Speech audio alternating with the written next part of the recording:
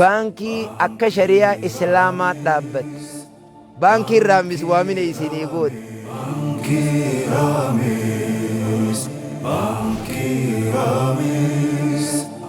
maaliif isin yaamti olomaa'ii jirra walgee olomaa'ii gurguddoo akka doktora keenya muftii keenya asheekul allaama asheek amuwatar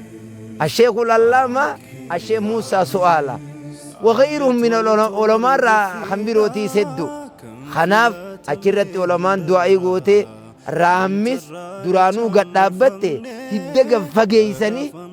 إيستي نانو هرري مقالة أدري بيو استاديمة إمام أحمد الدي وامن إيسني قوت